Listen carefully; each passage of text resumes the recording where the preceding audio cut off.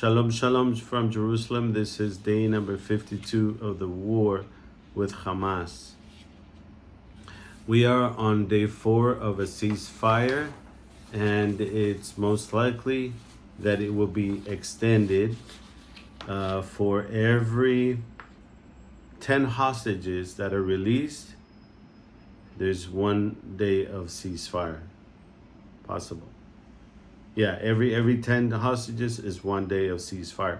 So the priority for Israel is the return of the hostages. That's priority number 1. Priority number 2 is the elimination of Hamas. Right now, Israel has accepted these terms, which are kind of crazy, because life is very important in Judaism in Israel. I'm just reminding you, like last time we had a hostage exchange, Israel got back 1 hostage for 1,000 prisoners. Doesn't sound very fair, but that's what they agree upon. So for every 10 hostages, the ceasefire will be extended by a day. And for every hostage, 3 Palestinian prisoners are freed. So, for the most part, Israelis here in Israel, we're not really liking this ceasefire, because it gives Hamas control of the war, and it helps them to regroup. It helps them to rearm. It helps them to reposition themselves, and so they'll be like in a better position once the war resumes. So I wrote down here 13 hostages were released on Friday, 13 on Saturday, and 17 on Sunday. And out of the 17, 14 of the 14 were Israeli and 3 were Thai. 9 Israelis were children. And out of those children, there was a little girl. When she was abducted, when she was taken as a prisoner by Hamas, she was 3 years old, and she turned 4 while she was in captivity. And she saw her father killed, her parents killed, when Hamas came in and did this massacre. And so the father and the mother died. Her name is Abigail. Her father and her mother died. Her 2 little siblings also survived, and the 2 little siblings saw their father being shot while he was holding little Abigail, and they ran inside the house thinking that little Abigail was dead as well. And so this is a pretty sad situation, because this little girl is coming home to no parents. Their uncle and aunt, they'll be taking care of her. They've been taking care of the other 2 little siblings. So this is a pretty tough situation for Israel, because Hamas has the ball in their court, so to speak. They have the control of the war right now. So if they want to extend it, Israel seems to agree on the extension as long as they're getting the hostages back.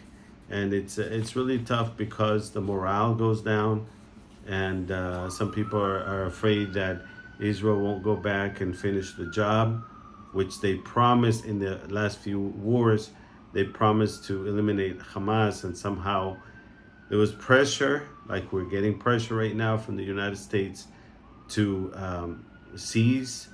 stop the war, and but it's hard because this country needs to liberate themselves from this terrorist group, and they would also liberate the Gazans from this terrorist group. But they're getting a lot of pressure from the United States. So we got to pray that this their goal to eliminate Hamas is not erased. We got to get rid of Hamas, because otherwise this could happen again. But regardless of that, every year, almost every day, somewhere in the South, we get a rocket from these people. These people need to be erased from the world. They need to be eliminated. We don't need another massacre. We refuse to live with, terrorists like this in the southern border. So this is the update on what's going on.